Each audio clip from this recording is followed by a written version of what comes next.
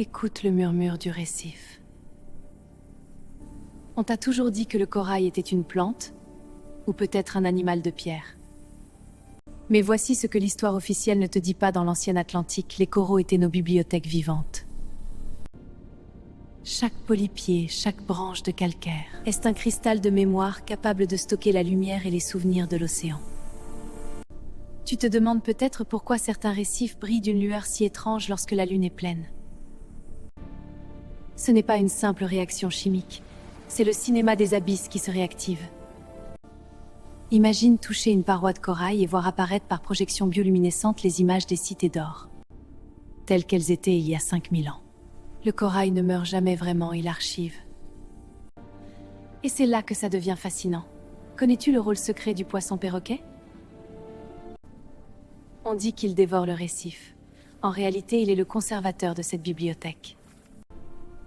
En broyant le vieux corail saturé d'informations, il crée ce sable blanc immaculé que tu trouves sur les plages. Chaque grain de sable est une page arrachée d'un livre d'histoire ancienne. Tu marches sur la mémoire d'Atlantide sans même le savoir. Serais-tu prêt à poser ta main sur le corail et à voir ce que l'océan a enregistré? Le passé n'est pas mort, il attend juste que nous rallumions la lumière. Car dans le monde d'Ariel, rien ne s'efface jamais vraiment, l'eau se souvient de tout. Apprends à regarder, et tu liras l'histoire du monde dans le reflet d'une anémone. Mais comment un simple polype peut-il contenir des siècles de données? La réponse se trouve dans la structure atomique du carbonate de calcium. Dans l'ancienne Atlantique, nous utilisions des fréquences de résonance pour graver des impulsions lumineuses au cœur même de la structure minérale. C'est ce que j'appelle la cristallisation de l'instant. Chaque récit est un disque dur minéral. Tu te demandes peut-être, Ariel, toutes les couleurs ont-elles un sens? Absolument. Le corail de feu rouge stocke les récits de guerre et de conquête. Les coraux bleus abyssaux, eux, gardent les chants de naissance et les secrets de la création. Et les anémones? Elles sont les capteurs de mouvement. Enregistrant chaque passage, chaque courant comme des caméras organiques qui ne s'éteignent jamais. Voici ce que l'histoire officielle ne te dit pas, les gardiens ne lisaient pas avec leurs yeux.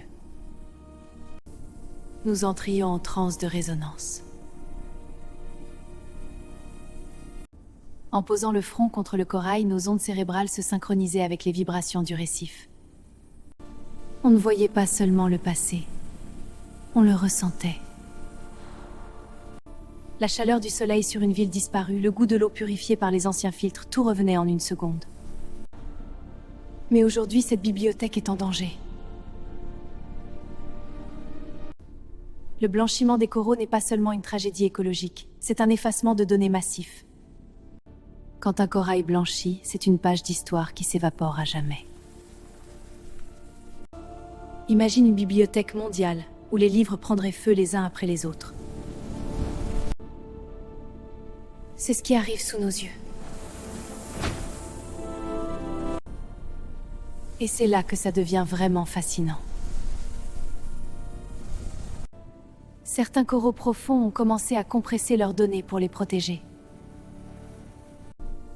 Ils émettent des flashs ultra rapides, un langage codé que seuls les plus anciens cétacés comprennent.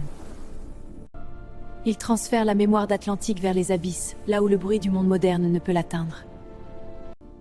Pourquoi les anciens ont-ils choisi le vivant plutôt que le métal pour stocker leur savoir?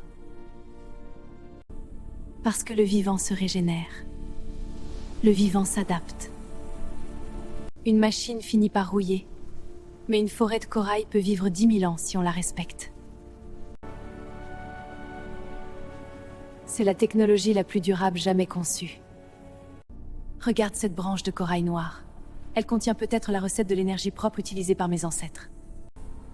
Ou peut-être le plan secret des tunnels qui relient les continents sous la croûte terrestre. Tout est là, à portée de main, sous une couche de calcaire et de vie. La question n'est pas de savoir si le passé existe encore, mais si nous serons assez sages pour apprendre à le relire avant qu'il ne disparaisse. Car si le récif meurt, nous perdrons non seulement un écosystème, mais aussi le mode d'emploi de notre propre futur. L'océan a encore tant à nous apprendre si seulement nous acceptions de redevenir ses humbles élèves. Question 1. Selon la légende d'Atlantique, que sont réellement les récifs coralliens? A. Des rochers décoratifs, B. Des bibliothèques vivantes ou C. Des plantes ordinaires? La réponse est B. Ce sont nos bibliothèques vivantes qui stockent la mémoire de l'océan. Question 2. Quelle couleur de corail stocke les récits de guerre et de conquête? A. Le bleu abyssal, B. Le vert émeraude ou C. Le corail de feu rouge? C'est la réponse C. Le corail de feu rouge est le gardien des mémoires de courage et de batailles anciennes. Question 3. Quel est le rôle secret du poisson perroquet dans la bibliothèque d'Atlantide? A. Soldat, B. Conservateur de mémoire ou C. Jardinier? Réponse B. Il broie le vieux corail pour recycler les souvenirs et créer le sable blanc de nos plages. Question 4. Comment les anciens gardiens lisaient-ils les souvenirs du récif?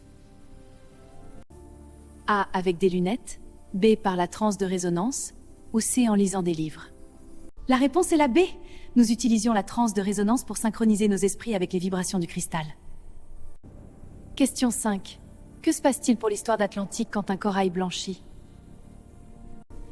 Elle est sauvegardée, B. Elle change de couleur ou C. Elle s'efface à jamais?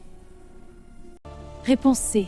C'est un effacement de données massif. Voilà pourquoi nous devons protéger chaque branche de vie. Excellent si vous avez eu tout bon. Vous devenez un gardien ou une gardienne, de véritables sentinelles des mers. Rejoins l'aventure en t'abonnant et active la cloche pour être informé de la sortie du prochain épisode. Donne-moi un like pour la force. À très vite!